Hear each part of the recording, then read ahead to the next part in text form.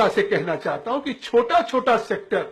छोटे छोटे सेक्टर के लिए अगर आप रेवेन्यू के लिए, इकोनॉमिक सर्विसेज के लिए, फंड कलेक्शन के लिए, कस्टम के या ऑक्ट्राई के लिए, इनकम टैक्स के, उनके कलेक्शंस के लिए अगर आप ऑल इंडिया सर्विसेज का गठन कर सकते हैं तो 58% देश की जनता जिस पर डिपेंडेंट हो क्यों नहीं गठन कर सकते?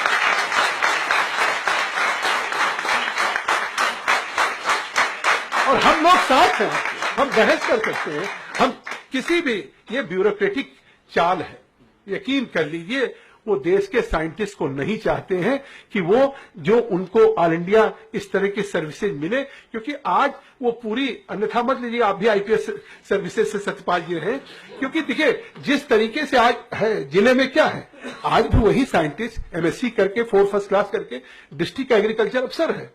कल मैं अपने जिले में था सिद्धार्थ, मैं इस कार्यक्रम के लिए 2 बजे की फ्लाइट से आया, कल किसी गोष्ठी थी, उस गोष्ठी में मैं था, मैं देख रहा था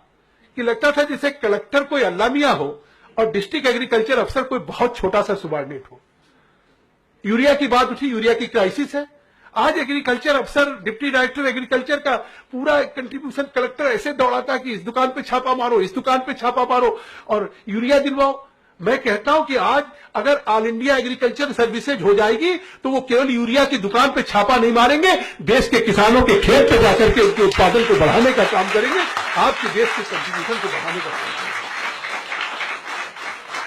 तो जिनमें जील है, जिनमें स्पिरिट है, they wanted to deliver some goods for the society. आपने देखा कितनी इनमें फायर है, लेकिन जब ये जाएंगे जीवन की रियलिटी से, हकीकत से जब रूबरू होंगे तो इनको लगेगा कि आई एम ओनली सुबार्डिनेट समवेयर। और जैसे आपने गुरबचन जी आपने ये कह दिया कि अगर एग्रीकल्चर में किसानों को कोई ऑप्शन मिल जाए तो अब कोई खेती नहीं करना चाहता है, तो मैं विनम्रता से कहना चाहता हूं कि एमएससी करके, साइंटिस्ट करके अगर ये भी आईएएस, आईआरएस, आईपीएस में हो जाए तो ये भी साइंटिस्ट नहीं बनना चाहेंगे, ये भी ऑल इंडिया सर्विसेज में जाना चाहेंगे। ये फीलिंग है कि घर की फीलिंग है। तो ऐसा क्यों? साइंटिस्ट हो और वो किसी एडमिनिस्ट्रेटिव सर्विसेज में जाना चाहे। मैं समझता हूं ये देश के हम लोगों को सोचना होगा कि जो देश का, जो चिंता आपने व्यक्त की कि 600 मिलियन टन मानिए देश का है, कल जमीन सिकुड़ती जा रही, पॉपुलेशन बढ़ती जा रही है। मैं कहना चाहता हूं आखिर किन्हीं परिस्थितियों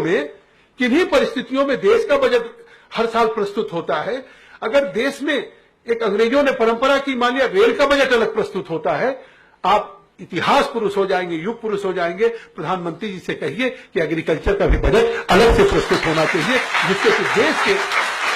देश के 70% किसान, जिस देश के 70% देश की आबादी जिस एक सेक्टर पर निर्भर हो, तो उस सेक्टर का एक बजट क्यों न हो। और क्षमा चाहता हूं, बड़ी विनम्रता से कहना चाहता हूं, आप किसान के बेटे हैं, आपके मन में दर्द है, लेकिन इसके बावजूद भी अगर आईसीआर के या एग्रीकल्चर की यूनिवर्सिटीज के, आईसीआर के जो रिसर्चेज के जो बजट हैं, अगर बजट एस्टिमेट जो दिया जाए और अगर रिवाइज एस्टिमेट में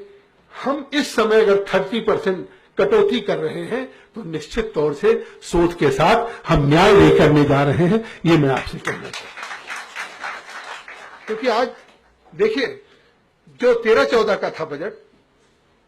वो जो बजट एस्टिमेटेड था